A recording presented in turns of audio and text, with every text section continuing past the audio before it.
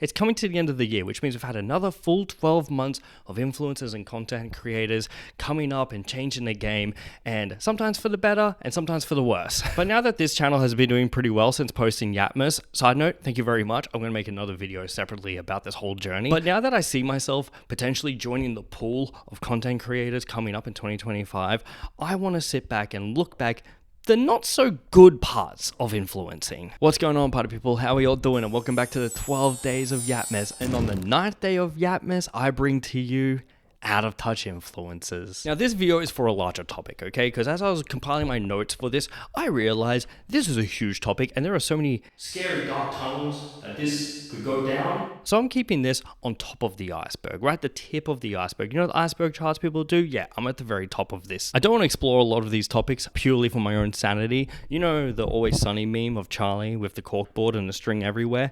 That's how I felt researching this video. Which comes to my massive disclaimer before I get into this video. I have a lot of friends and I also work within like the influencing and content creation world.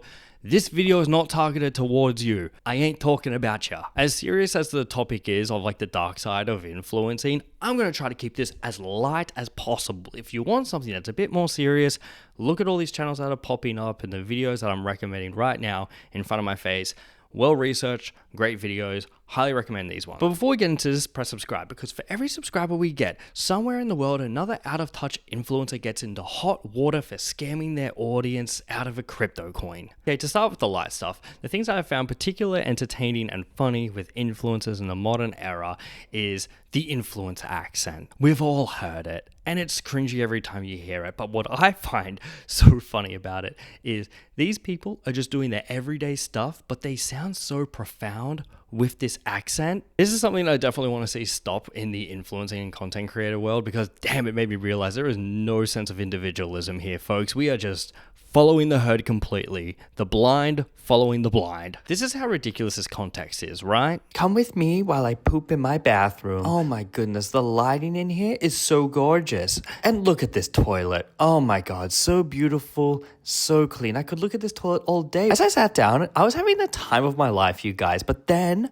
I realized I literally had no toilet paper. You guys, I literally I had no toilet paper. And I was, what do? I was panicking. I was spiraling. But I had to do what any other brave girl had to do. I had to pull up my pants and then just go down to the store and buy my own toilet paper. Follow for part 2. Yeah, and this is how I see the whole thing playing out. And I still got poop on my butt. Something else that I find particularly entertaining with these out-of-touch influencers is their to-do list for the day. It's the big thing, right? What they have to do for the day. And it's just them running errands. I'm like, dude, people have to run errands and they have like full-time jobs and kids and other responsibilities. Or in my case, an 11-month dog that requires my attention 24/7. But let's not hear my takes. Let's hear it from the influencers themselves. Lunch for a day. Do you know other people wake up and they work 10 hours straight on their feet? You're laying in bed, you post a little video and you're complaining? Get a different job. Honestly, if I can do it, anyone can do it. All the influencers out there, lap it up. You are living the dream. I know it looks fun, but it's hard work. It's actually easy. It's not hard. Some days are really chill and then other days we're working like the whole day. I love that. Like, sometimes it's easy, sometimes you're working the whole day. I'm like, you just explained a job. You do know that this is a job, right? Oh, another thing that I want to kind of add in here is I feel like a lot of these influencers that find this job difficult probably have never worked a day, okay? And I know that's a hot take, and I think I've mentioned it before in a previous video, but this is what I consider trust fund core. It's these people that have like a lot of opportunity from the jump, and now they're just like, oh my god, I'm like being an entrepreneur, and I'm like being busy doing content. I'm like, shut up and post your video. You have to think of content, you have to edit it, you have to film it, you have to be constantly relevant. Congratulations. You just described the job. Wow. Isn't this amazing? We're all having profound moments here. That's a job. Again, I put this in the context of like my position. So my job is film. That's why this whole setup looks ridiculous. And yes, there are days where I'm on my feet on set for like 12 hours a day and it is quite stressful. But I also know my privilege because my job before this, McDonald's, and I would take being on my feet for 12 hours a day on set any day of the week over being screamed at by Karens on minimum wage. And I think that's not a hot take. Sure, but when I'm going to put it into perspective, what so many people around the world are going through right now, our job is not hard, and I'm not going to stand up here and say that it is. A lot of these takes, absolute base. These people are self-aware and they understand their privilege. But the people that don't understand the privilege, trust fund core. You see what I'm getting at here? And I hope I'm not trying to push an agenda here, but I feel like it's kind of obvious. We're a product where I have to be on top of what the comment section's doing. I have to make sure we're not getting cancelled. Hey, if you're so worried about getting cancelled, maybe don't say insane shit. I don't think it's that hard. I'm a stand-up comedian, and it's funny because people always say, oh, is it hard being a comedian these days because you're worried about being cancelled? It's like, no, because I'm not a dickhead on stage. Also, it's not that hard to stay on top of comments. Dude, favorite part of my day is sitting down in the morning, having my coffee, or replying to the comments from the night before. Granted, yes, most of these comments have been overwhelmingly positive. That's a nice flex to have, but it is honestly so cool and such a privilege that you all that are subscribed to this channel like what I'm yapping about, and it motivates me to keep on yapping. You know, keep on trucking, keep on yapping. Even when I do get the occasional hate comment, I use that as fuel to prepare for when I'm getting heckled on stage, because I'm a stand-up comedian, as I've mentioned before. And yes, this is a plug to come see me live. Follow my Instagram. I'll be posting when I'm performing around Vancouver or Canada. Oh, you didn't think that I would try and make this video about me? You didn't think that I would do a video about influencers and not try to turn on myself because I'm a little bit of an egomaniac? Fuck you, dude. You didn't think I would do that? There's not as much money in social media as I think there was. Like, my video that did 14 million views only paid me $4,000. Which I know that everybody in these Yeah, you all may be like, wow, that's amazing. But it was over a minute long. That video took like an hour to do. Dude, this video lives rent-free in my mind because, yeah, I know it's obvious, like the whole, oh, it only paid you like $4,000 and it was an hour worth of work. Yeah, like that is inherently funny. But what I think is hilarious is these influencers are clearly earning a shit ton of money, and they're just using the worst Blue Yeti microphones. I know, it's the weirdest take to have, but they have the cheapest microphones possible. This is the price of the microphone. And they are using them the worst way imaginable. They have them so far away. That's not how you use the microphone. That's like me trying to record the video and the microphone's out here. You can't hear me. You can't hear shit. Why use the microphone at this point? Now, where else out of touch influencers is really funny about how not self-aware they are is the famous clip of Jason Nash talking about how he can't do anything else, he can't find a job anywhere else, so he has to beg for money on TikTok Live. Why don't you get a real job? I don't have any skills.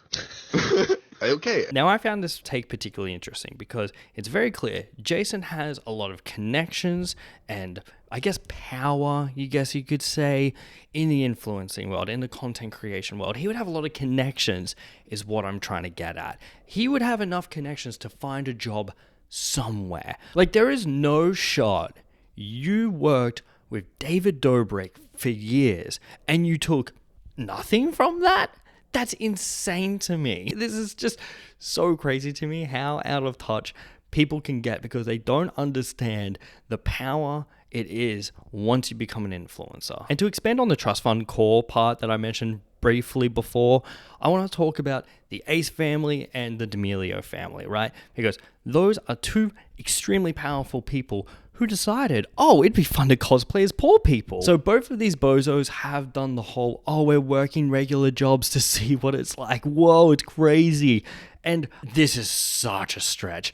But for whatever reason, it reminds me of those really fucked up like human zoos that they did during like the slave time.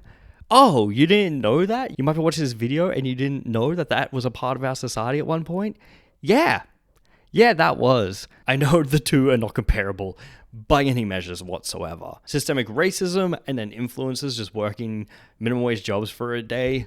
Look, those things are very far apart, but I just found it entertaining because that's how I perceived it from their perspective. They're just like, oh, wow, this is what you do every day? You get yelled at by customers because you put the wrong thing in the bag? and you get paid minimum wage for it? That's crazy. Okay, enjoy your day. I'm going back to my mansion now. Bye-bye. Now to get into semi-serious stuff, I won't be offended if you hop out from this point forward, but stay for the ride because I'm going to try and make this as fun as possible. It is very obvious that there is a wealth disparity here. These influencers, they get paid very handsomely, and I think we are all aware of that. Remember that Hailey Bailey girl? And she did that whole let them eat cake, and then she was like, no, I'm one of you, while also talking in her $15,000 a month rental in New York City. I'm not elite. I'm a normal person. How much do you pay for rent in New York? We're inside a $17,000 a month apartment in Soho. Let's check it out. Sorry, but they not like us. And also, I have to mention Los LeBlanc, and I am going to point blank call him out because this is some bullshit right here. So if you don't know him, he is a Canadian travel lifestyle YouTuber. And during the pandemic, he had the audacity to be in support of the trucker convoy. Yeah. Those crazy rednecks, the anti-vaxxers, just blasted their horns for like weeks on end out the front of Parliament. Yeah, he was in support of that. And do you know where he was in support of that from? Mexico. Yeah, he was chilling in a cabana in Mexico, posting his stuff online. I'll do you one better. Guess what the video was after he posted that he went in support of the trucker convoy? Guess what video it was? Oh, actually, no, you know what? I'll show it to you because this is live on his channel. Living in Bali. Oh, that's cool, man. Using your white privilege. Exploiting third world countries because you're rich? Yeah, fuck yeah, dude. That sounds sick. As you can tell, I'm getting quite heated by this conversation. Okay, I think we have to wrap this up because I'm losing my mind a little bit. Metaphorically speaking, having these absolute stinker takes online is great because it's done in a public domain where you can open yourself to execution via the comment section. Here is my solution to the problem. Bring back public shaming. We do it already. We shame people into doing public apologies. We saw it with Hailey Bailey. And you know what? We laughed in her face.